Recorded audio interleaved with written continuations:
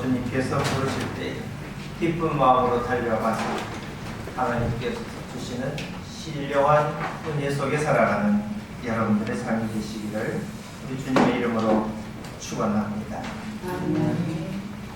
대학을 졸업한 사람은 자기가 많이 배워서 이제 아는 것이 많다 이렇게 자신만만해합니다.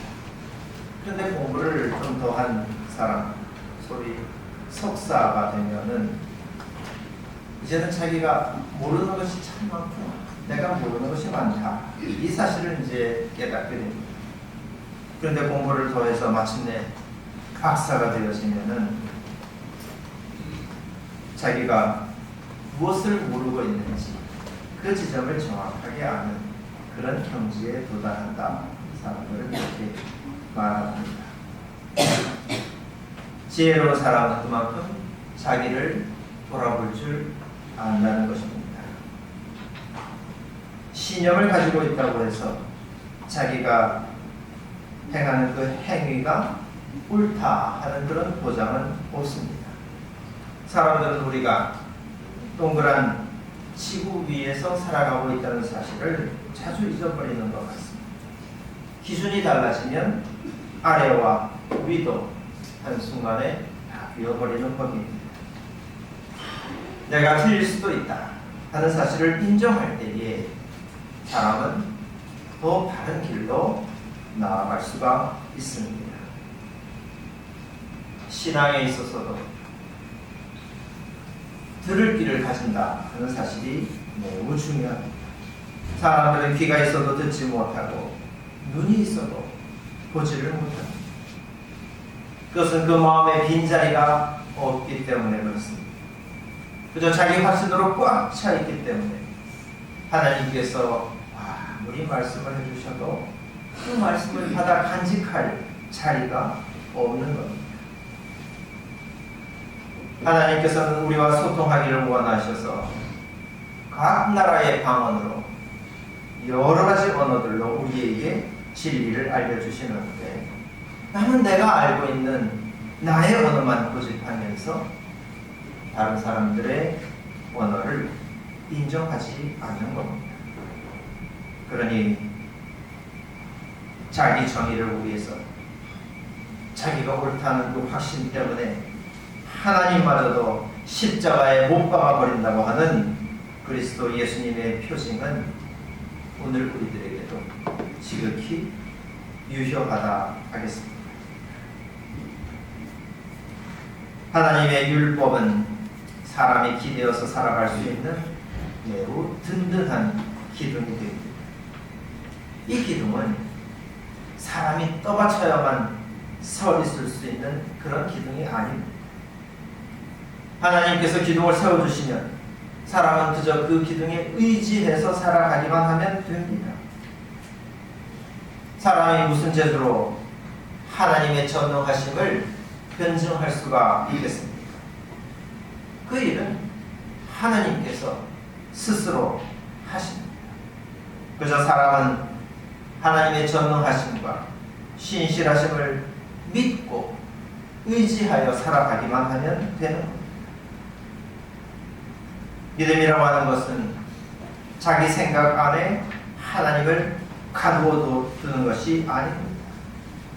하나님께 능치 못할 일이 없다 하는 사실을 인정하고, 그래서 하나님께서 하시는 모든 일에 대해서 겸손하게 자기의 마음을 여는 겁니다.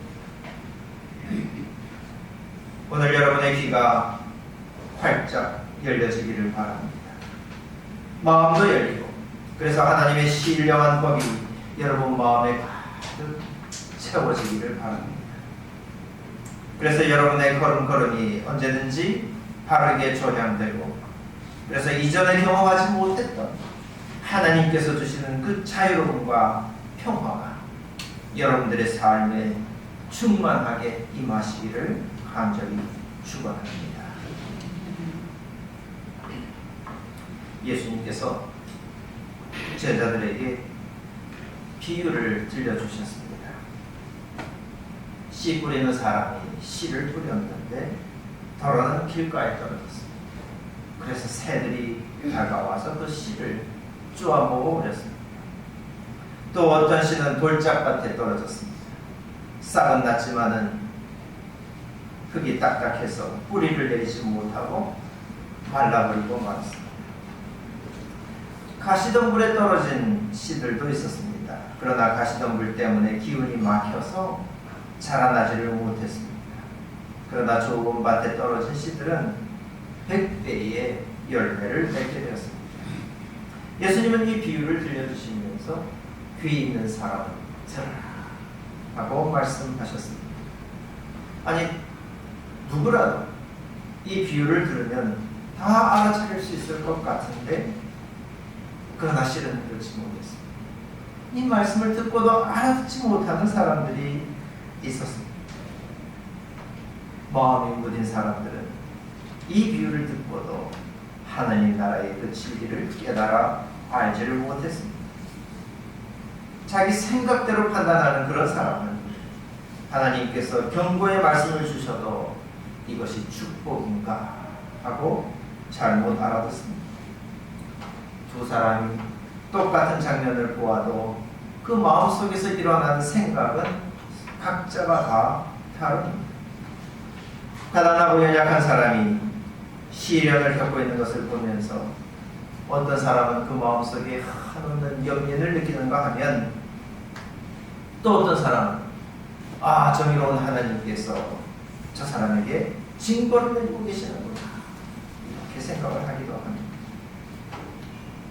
그러니 예수님께서 비유로 우리에게 말씀하시는 이유는 자기 생각대로 판단할 것이 아니라 하나님 앞에서 먼저 자기의 마음을 열어놓으라, 자기의 굳은 생각을 먼저 내려놓으라 하고 요구하시는 것과 같습니다. 옛날 사마리아 여인이 예수님에게, 예수님, 우리가 이 산에서 예배를 드려야 할까요? 아니면 유대인들이 드리는 저 산에서 예배를 드려야 할까요? 이렇게 물었을 때에 예수님께서는 이 선택을 회피하시는 것처럼 보였습니다. 예수님께서는 이 산에서도 아니고 예루살렘에서도 아니다. 다만 신령과 진정으로 예배해야 할 때가 온다 이렇게 대답해 주셨습니다. 사마리아 여인의 이 궁금증이 이 대답으로 해결되었을까요? 예수님의 대답을 듣고 이 사마리아 여인의 마음속에 어떤 해결책이 떠올랐을지 궁금합니다.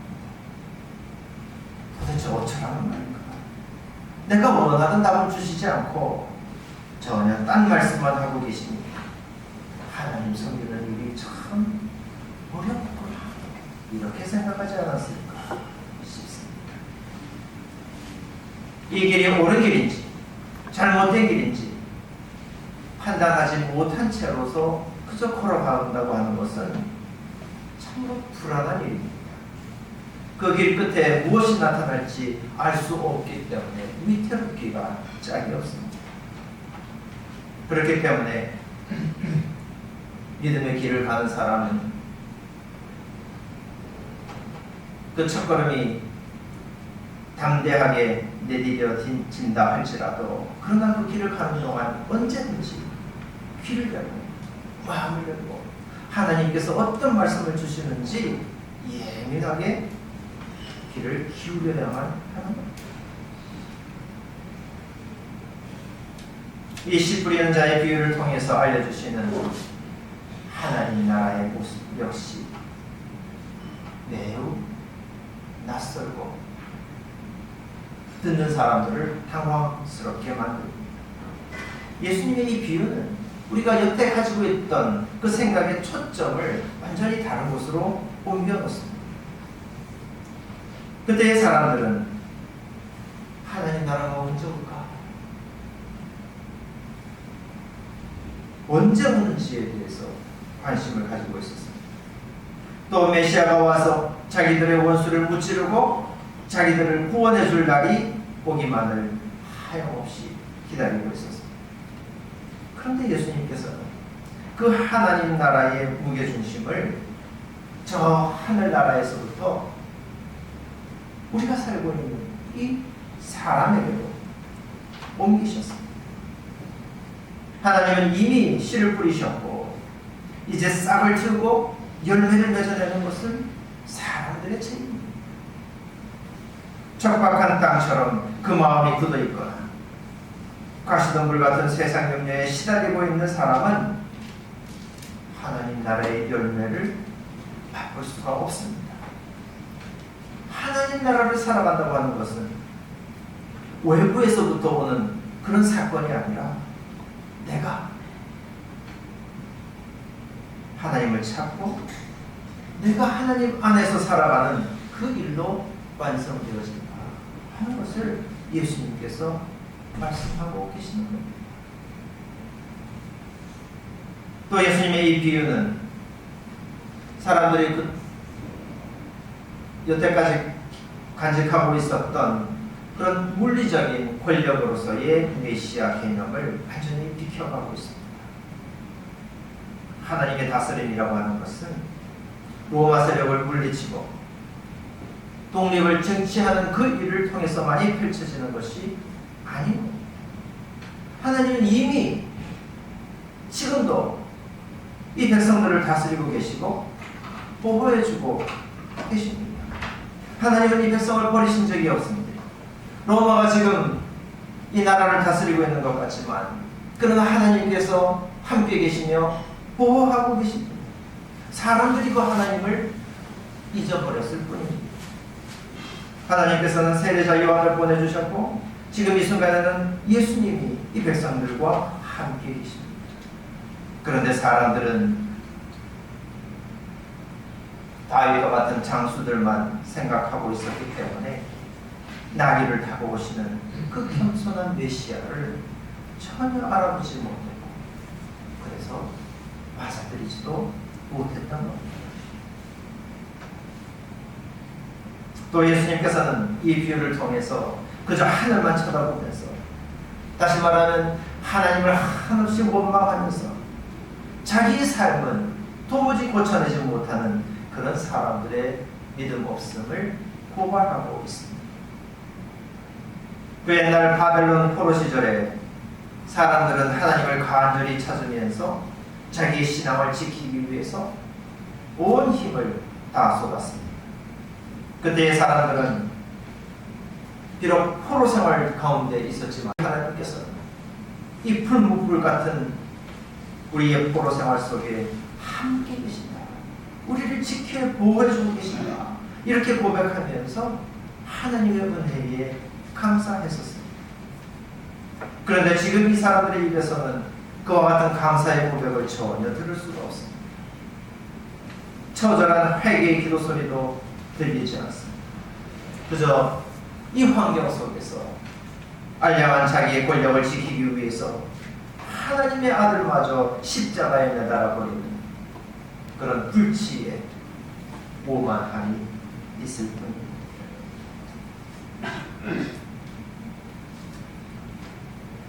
예수님의 이와 같은 가르침은 사실은 전혀 새로운 그런 가르침이 아니었습니다. 우리가 알고 있는 그 에서와 야곱 사이에 있었던 일도 똑같은 일을 우리에게 알려주고 있습니다. 야곱이 형 에서에게서 장자권을 샀습니다. 허기된 에서에게 팥죽을 내어주는 대신에 장자의 권리를 내놓으라 이렇게 요구한 겁니다. 그때 에서는 맏아들의 권리를 가볍게 여겼기 때문에 이 일을 중요하게 생각하지 않았습니다. 우리는 이 이야기를 들으면서 정말로 그 장자권을 사고 팔 수 있는 것으로 생각을 합니다. 아브라함에게서부터 시작되었던 그 계보가 이삭을 통해서 에서가 아니라 야곱에게로 이어지는 것이 야곱이 그때의 장자권을 샀기 때문에 그래서 이어진 것이 됐습니다. 그와 같은 에서와 야곱 사이의 매매를 누가 인정해 주었습니까? 과연 그 매매가 효력이 있기나 했었습니까? 야곱이 자기 가문의 그 계보를 이어간 것은 에서의 선택과 야곱의 선택이 자기 인생에 대하여 그 두 사람의 선택이 각자 달랐기 때문에 일어난 일입니다. 야곱이 장자권을 샀다고 하면 당당하게 자기 아버지 이삭에게 축복받을 권리를 요구했었을 것입니다. 그러나 야곱은 그 장자의 축복을 받기 위해서 에서인 것처럼 가장을 했어야만 했습니다. 에서의 옷을 입고 염소의 가죽을 몸에 둘렀지만 그러나 아버지 이삭은 야곱의 냄새를 금방 알아차렸습니다. 아, 나의 아들에게서 나는 이 냄새는 주님께 복받은 밭의 냄새로구나.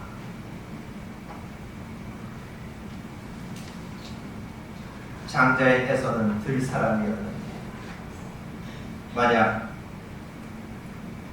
이삭이 자기 앞에 선 아들이 에서라고 확신했었으면 들 사람의 냄새를 맡고 들 사람을 위한 축복을 해주었을 것입니다. 그런데 이삭은 밭의 냄새로구나 하면서 그 야곱에게 적절한 그런 축복을 빌어주었습니다. 또 이와 같은 축복을 받은 후에 야곱은 내가 장조로서 마땅히 받아야 될 복을 받았다 이렇게 주장하지 못했습니다. 형 에서로부터 목숨을 지키기 위해서 멀리 도망쳐야만 했습니다. 야곱이 이 장자의 계보를 잊게 된 것은 환경의 문제가 아닙니다. 자기 스스로 그 가문을 소중하게 여기고 자기 집안의 신앙과 전통을 지켜내기 위해서 힘썼기 때문에 일어난 일입니다. 에서는 장자권을 팔기도 전에 이미 장자로서의 자부심이 없었습니다.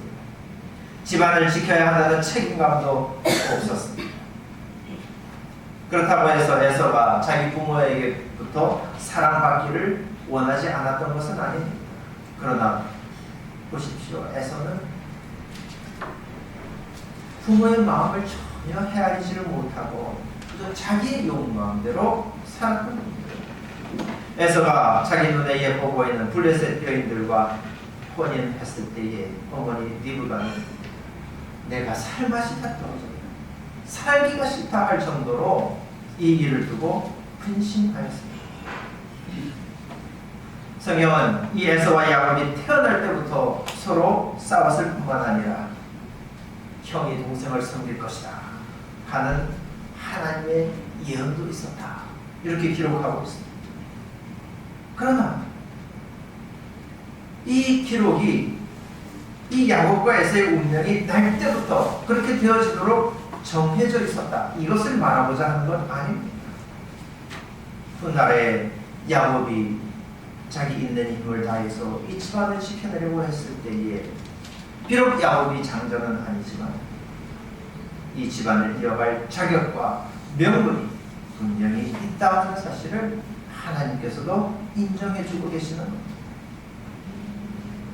그러므로 하나님을 찾고 끝까지 믿음을 지켜내는 그 사람이 하나님께서 주시는 그 복을 받아서 살아갈 수가 있는 것입니다. 말씀을 정리해 보겠습니다. 바울 사도는 육체를 따라서 살지 말고 성령을 따라서 살아라, 이렇게 권면하였습니다. 이 말씀 역시 우리가 확실히 붙잡을 수 있는 그런 눈에 또렷이 보이는 가시적인 하나님의 법이 따로 있다 하는 뜻이 아닙니다. 성령의 법을 따라라 했을 때에 그 성령의 법이라 하는 것은 그 자체로 우리가 볼 수가 없고 또 만질 수도 없다 하는 사실을 전제로 하고 있습니다. 성령은 전적으로 하나님께 속한 것입니다. 그러므로 성령을 따라 산다고 할 때에는 율법적인 행위가 중요한 것이 아니라 그 법을 향하여 마음을 여는 진실한 믿음이 중요한 겁니다. 남을 이해하고 받아들일 수 있는 그런 마음 같아서 사랑의 싹이 돋고 열매가 맺힐 수 있는 겁니다. 사실 사람들이 믿음을 가지고 하나님 뜻대로 살기를 마음속으로는 결단을 하지만은 그러나 자기가 지금 성령을 따라서 살고 있는지 아니면 그렇지 못한지 알 수가 없습니다. 모른 채로 살아가는 것이 사람의 운명입니다. 시몬 베교라는 철학자가 이런 말을 했는데, 하나님을 위해서 이웃을 사랑한다 하는 그 말은 매우 기만적이다, 자기를 속이는 거다, 이렇게 이야기를 했습니다. 가난한 자를 보면서 내가 자기를 베푸는데 하나님, 내가 주님 생각하면서 이 일을 합니다, 이렇게 말하는 것은 속임수라는 것입니다. 물론 가난한 자에게 선을 베푸는 행위 그 자체는 지극히 옳습니다. 그러나 그때 그 가난한 사람이 내 눈에 가득 차 보이는 것이 아니라 하나님이 떠오르기 시작한다면 그 행위는 이미 본질을 비켜가는 것이다 하는 뜻입니다. 왜냐하면 예수님은 지금 자기가 누구를 먹이고 있는지도 모르는 그런 사람들의 선행을 고맙게 여기셨기 때문에 마지막 심판 때 양으로 하나님의 축복을 받은 사람들은 예수님께서 말씀하시기를 내가 굶주릴 때 네가 나를 먹여주자. 그런데 그 사람들은 아니 내가 언제 주님을 먹였습니까? 나는 저 가난한 사람에게 마음 다하여 베풀 수 있는데 그때 가난한 사람들을 돕는 그 사람의 마음속에 하나님은 전혀 떠오르지 않습니다. 왜냐하면 그 사람을 향한 연민 때문에 온통 마음이 쏟아져 있기 때문에 다른 것을 생각할 틈이 없습니다. 그때의 그 선행은 자기 힘으로 하는 것이 아니라 하나님께서 내 마음을 움직여서 행하게 하신 것이고, 그 일은 내가 하는 것이 아니라 하나님께서 일하고 계시는 겁니다. 그러니 내가 바른 길을 가고 있는지 아닌지 도저히 알 수 없는 이 위태로운 신앙길을 간다고 하는 것 참 어렵습니다. 한순간도 방심할 수가 없습니다. 이렇게 해서야 어떻게 우리가 하나님의 법을 따라 살아갈 수 있을지 알 수가 없습니다. 내가 참았다, 그렇지, 이것이 하나님의 뜻이지 하는 그 순간에 그 실체는 사라져버립니다. 내가 깨달았다 하는 그 순간에 하나님의 지혜는 저 멀리 이미 다른 곳에 앞서가 있습니다. 붙잡는다, 애초에 불가능한 일. 그렇기 때문에 우리는 더없이 예수님이 우리에게 필요합니다. 언제든지 예수님을 의지하지 않고서는 자기 힘으로 진리를 붙잡았다 말할 수가 없는 것. 그래서 우리는 하나님의 사랑을 믿고 우리를 위해 일하시는 하나님의 그 신실하심을 믿고 전적으로 그 하나님의 은혜에 기대어서 살 수밖에 없는 것. 매 순간 우리가 마음을 열고 성령의 바람이 우리 안으로 한없이 불어오기를 기다립니다. 함부로 결론 내리지 않고 나를 통해서 펼쳐가실 그 하나님의 뜻이 무엇인가를 늘 생각하면서 자기를 열어놓는 것입니다. 바로 이것이 성령을 따라 살아가는 것입니다. 이렇게 자기 생각을 내려놓고 온전히 하나님께 순종하며 살아가면 우리 인생에는 좋은 열매가 맺히게 됩니다. 참으로 연약한 인생, 위태로운 길을 걸어가고 있지만 그러나 그 가운데서 언제든지 붙잡아 주시고 인도해 주시는 하나님의 든든한 오른손을 붙잡아서 모든 순간에 감사하고 기뻐하면서 살아가는 그런 여러분들의 복된 믿음 생활이 되시기를 우리 주님의 이름으로 축원합니다. 기도하겠습니다. 자비로우신 하나님, 어리석은 사람들은 자기가 진리를 붙잡았다고 자만하면서 살아가지만 우리는 언제나 마음을 열고 성령의 법이, 성령의 바람이 우리 안으로 불러 들어오기를 늘 기다리고 있습니다. 주님이시여, 하나님의 지혜로 우리를 날마다 깨우쳐 주시어서 우리가 나아가야 할 바를 깨달아 알게 하여 주시고 언제든지 마음 열어서 우리 삶의 지향점을 조용한 주님께로 조용하며 살아갈 수 있도록 인도하여 주시옵소서. 주님께서 우리를 지극히 사랑하셔서 가장 선한 길로 인도하여 주시는 줄로 믿습니다. 우리의 굳은 생각을 내려놓고 하나님께서 펼쳐주시는 그 좋은 길로 우리가 믿음의 발걸음을 내디디게 하여 주시옵소서. 그리하여 참으로 우리 인생 가운데에 선하고 아름다운 열매가 100배나 맺히게 주님이시여 봄되려 주시옵소서. 예수 그리스도 이름으로 기도하옵나이다. 아멘.